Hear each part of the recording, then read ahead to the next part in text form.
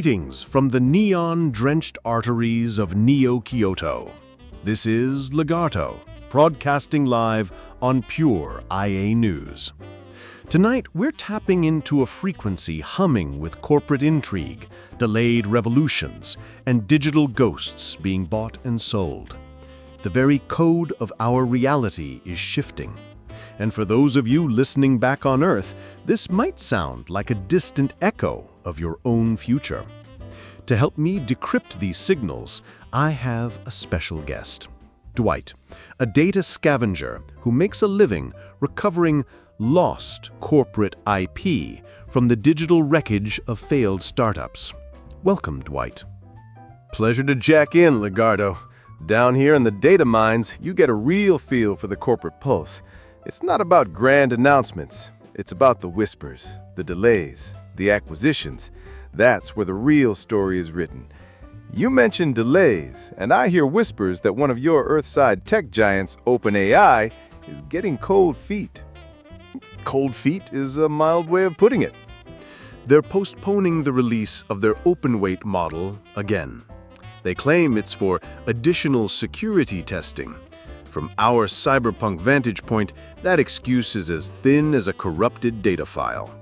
In this world, security is often a euphemism for maintaining control. When you release a model with its weights open, you lose that control.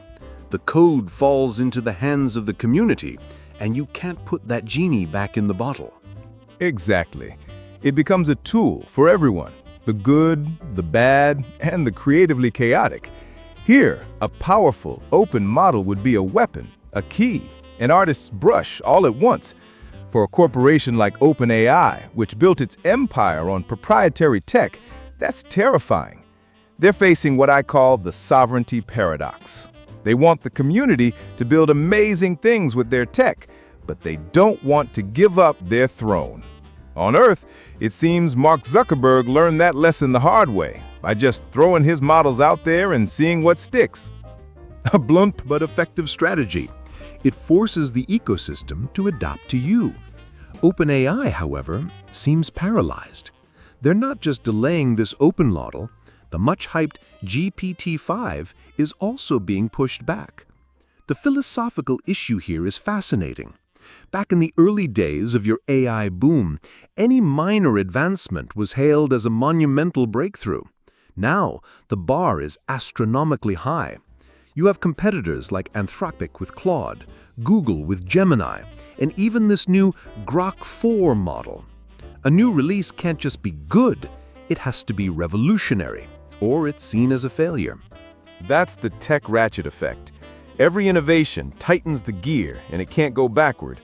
What we see from the scrap heaps of code I sift through is that true leaps are rare.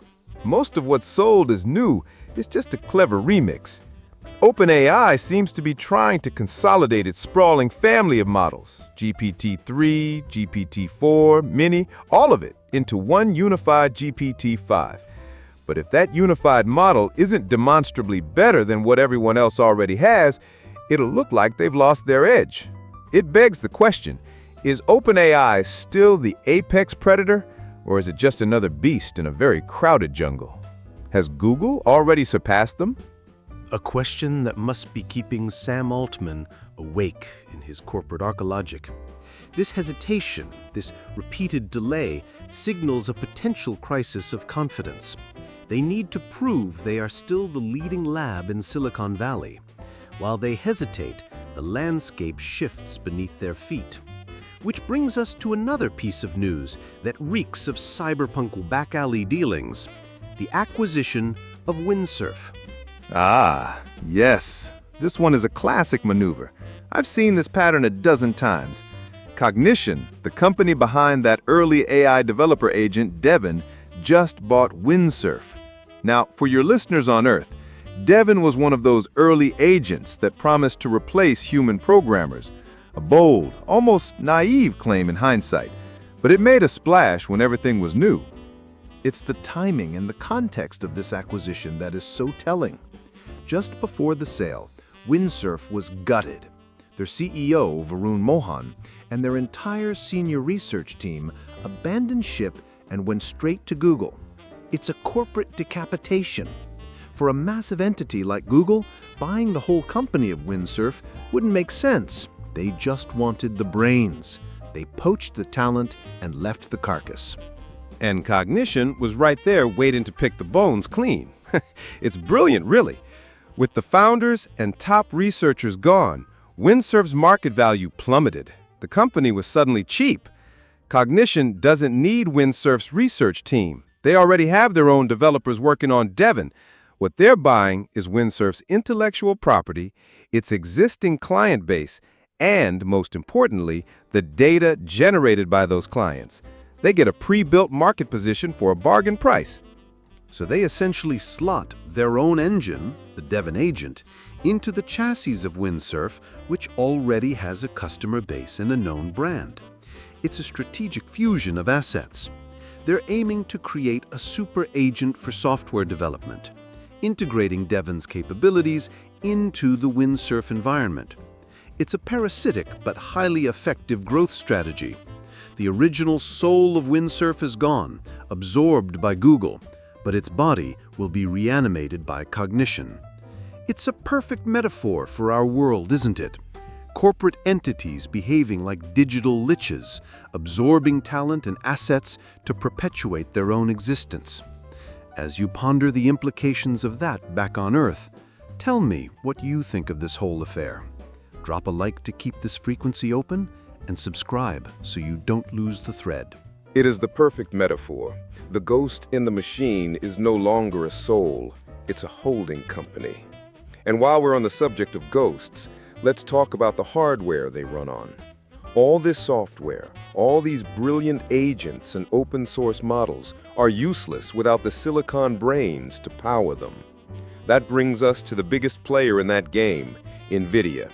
The politics surrounding their chips are more complex than any neural network architecture. An excellent point. The physical substrate is the foundation of the digital world. The latest news is that NVIDIA is set to resume selling its AI chips to China. This comes after months of regulatory whiplash from the US government. They had to create a deliberately hobbled chip, the H20, just to comply with export controls. It's powerful enough for inference, that is, running existing AI models, but neutered when it comes to training new powerful systems from scratch. I've seen salvage from those export-grade chips. It's fascinating. You can feel the intentional bottlenecks. It's like being given a top-of-the-line sports car, but with a governor on the engine that keeps you from going over 50 miles per hour. The Chinese market, of course, will take what it can get because something is better than nothing. But it's a temporary solution. Every data runner knows the local labs there are working overtime to replicate and surpass that H20 chip. It's a matter of when, not if. This situation puts NVIDIA's CEO, Jensen Huang, in a philosophically precarious position. Here is a man who is ethnically Chinese, from Taiwan, but is a US citizen, at the head of what is, for the moment, the most valuable company on your planet. He has built an empire valued at 4 trillion Earth dollars. Yet he's being forced to navigate a geopolitical minefield. He's barred from fully capitalizing on the massive Chinese market, which not only costs him revenue now, but also gives his competitors time to catch up. He's walking a tightrope over a canyon of fire. On one side, he has the US government, which he has to appease with promises of domestic investment, new data centers and the like, to get them to loosen the leash. On the other, he has the relentless pressure of the market. He knows that if he doesn't dominate every possible territory, someone else will. For a man in his position, stagnation is death. He's not just growing a company, he's trying to maintain a dynasty, and the US regulations are a direct threat to that legacy. It's a high-stakes game of corporate diplomacy that we see play out in the Spire every single day. It is the grand theater of power.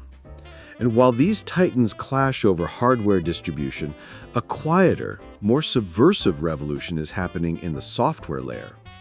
This brings us to the Kimi K2, a powerful open model from China. In a beautiful twist of irony, developers have figured out how to run it through Anthropic's Claude code environment. Of course they have. That's the first rule of the digital underground. If a gate exists, someone will find a way to pick the lock. Corporations like Anthropic build these beautiful walled gardens, their official APIs, their sanctioned tools. They want you to stay inside, where they can monitor you, bill you, and control the flow of data. But developers don't care about walls. They see two powerful tools, and their first thought is, how can I make these talk to each other? It's a fundamentally different worldview. The corporate view is about creating a seamless, integrated product. The developer view is about achieving a functional outcome. The Chinese developers behind this integration essentially created a compatibility layer, a digital translator that makes the Kimi model respond as if it were a native Anthropic model. All it takes is redirecting an API endpoint. It's elegant, simple, and completely undermines the idea of a closed ecosystem. And it's often better. I've heard the Kimi model, when used through the agentic framework of Claude code, produces more complex and interesting results than when used on its native platform. You get the raw power of the Kimi model combined with the sophisticated tooling of Claude. It's like taking the engine from a souped-up street racer and dropping it into the chassis of a luxury vehicle. You get the best of both worlds. This is how real innovation happens, not in sanitized corporate labs, but in the messy, unauthorized intersections between technologies. And yet the corporations continue to build their beautiful prisons. Anthropic itself is doubling down on this strategy. They've just announced a wave of new connectors, integrating tools like Notion, Canva, and Stripe directly into Claude. They're also promoting something they call an artifact library. It's a gallery of things people have built inside their ecosystem. Little games, molecular simulators, office simulations. It's the classic retention strategy. Make the ecosystem so convenient, so feature-rich, that leaving becomes a hassle.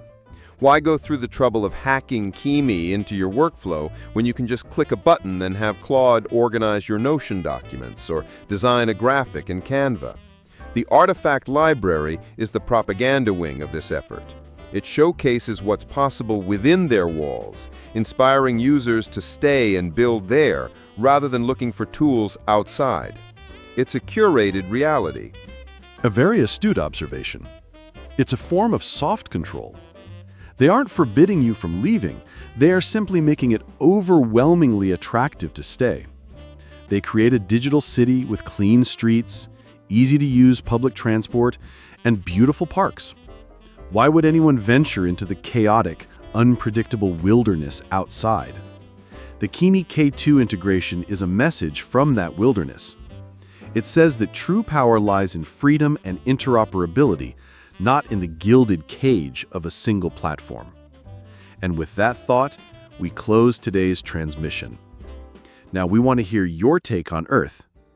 Do you see this high-stakes game between corporations and nations as the engine of innovation, or the blueprint for a gilded cage? And on a practical level, are you more excited by the official, polished ecosystems like Claude's, or the grassroots hacks that connect powerful tools like Kimi K2 where they're not supposed to go? If this episode made you think about something new, or even disagree with a part of it, leave it in the comments. Your perspective helps build richer debates. And if you know someone who lives for these topics, share the episode. Become part of our community, smash that like button, and follow the channel so you don't miss the next pulse from Pure AI News.